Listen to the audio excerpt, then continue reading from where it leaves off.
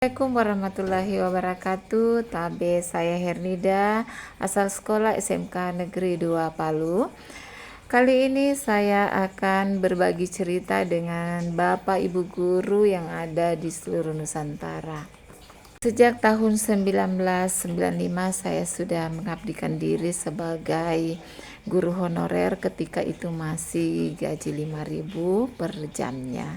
Tetapi alhamdulillah saya sangat mensyukuri nikmat Allah yang diberikan kepada saya karena sudah bisa berbagi ilmu dengan orang lain. Tahun 2005 saya terangkat sebagai ASN juga. Ketika itu saya mengabdi juga atau terangkat di salah satu sekolah SMK di Kota Palu, dan selanjutnya saya mengabdikan diri hampir di semua sekolah swasta yang ada di Kota Palu yang memiliki jurusan administrasi perkantoran. Saat itu juga masih sama dengan honor 5.000. Tapi tidak ada keluhan karena saya menikmati profesi saya sebagai seorang guru. Saya melanjutkan studi S2 sampai dengan S3 juga pada saat saya mengabdi di sekolah swasta tersebut. Dan pada tahun 2017 alhamdulillah saya menyelesaikan studi saya S3, dan selama itu juga saya mendapatkan beberapa kepercayaan. Salah satunya adalah menjadi tim seleksi KPU yang di SK-kan oleh KPU Republik Indonesia, dan juga pernah menjadi penyusun soal untuk debat calon wakil bupati dan bupati khususnya di Kabupaten Toli-Toli. Apakah Bapak Ibu pernah mengalami ketika Bapak Ibu masuk di kelas, siswa senang main ponsel, ataukah ketika Bapak Ibu mau menggunakan fasilitas pembelajaran terbatas, ataukah Bapak Ibu sering menemui siswa senang belajar di luar? Ataukah Bapak Ibu anak-anak senang sekali pergi ke kantin, atau seperti apa? Mari Bapak Ibu kita temukan solusinya. Salah satu pengalaman saya terkait dengan permasalahan tersebut adalah menciptakan belajar murid yang aktif, kreatif, semangat, dan inovatif. Saya singkat dengan aksi. Dalam video kali ini saya menamakan aksi konten bermakna. Aksi ini membuat murid aktif akan terlibat langsung dalam proses pembelajaran. Murid yang kreatif akan menghasilkan ide-ide baru. Murid juga semangat, akan memiliki motivasi yang tinggi. Kemudian mereka memiliki inovasi. Tentu saja ini mengembangkan solusi efektif untuk masalah-masalah yang kompleks.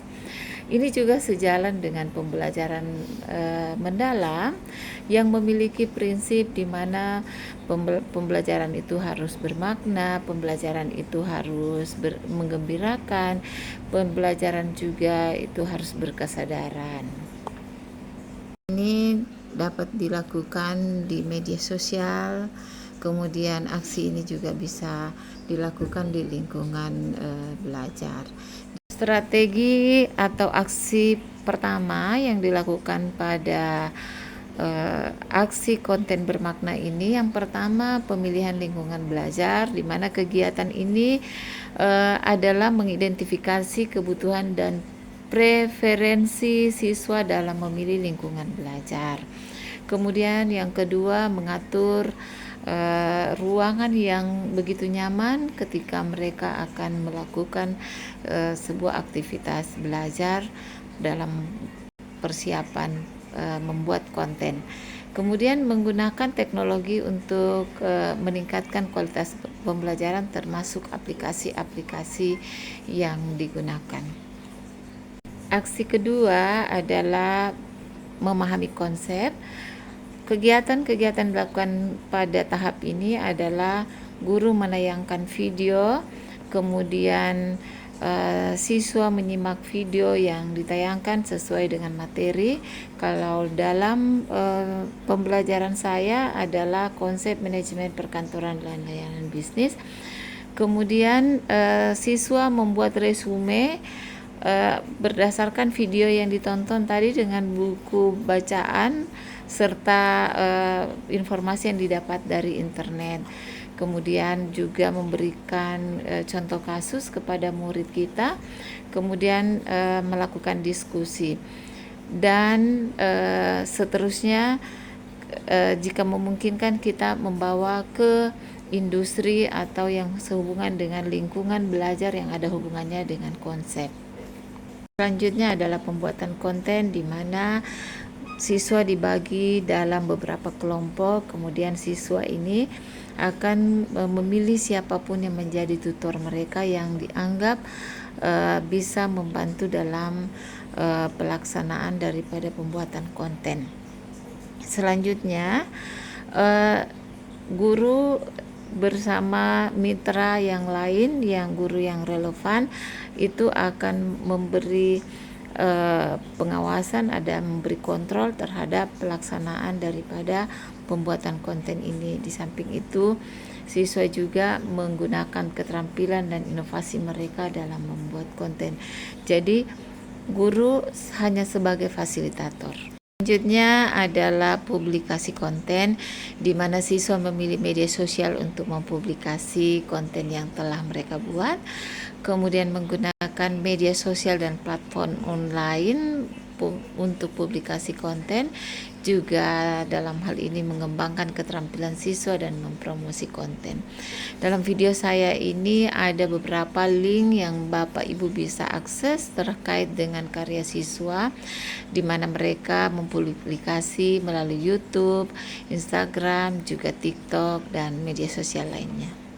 Saya membuat tugas konten ini, Bu, sangat senang sekali karena bisa menambah pengalaman dan menambah hal baru. Tugas ini sangat menantang bagi saya, tapi sangat seru sekali juga, Ibu, karena dapat membagi wawasan kepada orang lain di sosial media, dan saya juga bisa tidak hanya menonton konten orang lain, dan bahwa saya juga bisa membuktikan bahwa kami itu bisa membuat video konten seperti itu. Dr. Hernida Haji Kone, MM, yang lalu dari kepala sekolah. Kami kepala sekolah bidang humas. Selain itu, beliau adalah guru mata pelajaran produktif di manajemen perkantoran dan layanan bisnis.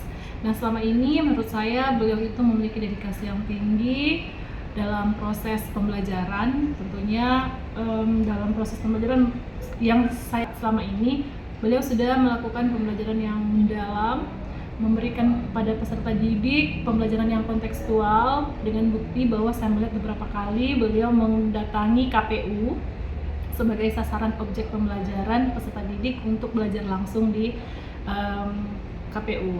Selain dari itu juga dalam tugas sebagai wakil kepala sekolah bidang humas, beliau itu berdedikasi tinggi. Beliau bagaimana menangani sekolah dalam melayani tamu, berhadapan dengan orang internal dan eksternal yang ada di lingkungan sekolah. Beliau itu sudah sangat luar biasa, bahkan melebihi dari batas waktu jam ASN yang semestinya kita biasa melihat pulang jam 3.45, beliau masih di waktu maghrib, bahkan pernah satu waktu bermalam di sekolah untuk menjaga keamanan sekolah pada saat itu akan ada isu-isu pelemparan.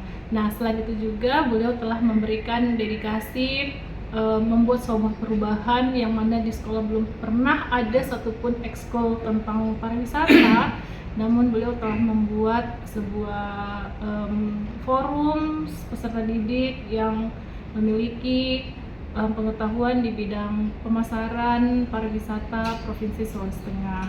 Nah, dengan menginspirasi untuk memotivasi saya untuk melanjutkan pendidikan di tahap yang lebih tinggi. Selain daripada itu juga, saya mendapatkan banyak pengetahuan dari beliau terkait bagaimana mengontrol kompetensi sosial emosional, bagaimana melayani. Dr. Hernida Haji Kone tetap semangat dan tetap selalu berdedikasi dimanapun, kapanpun, dan dengan siapapun. Terima kasih.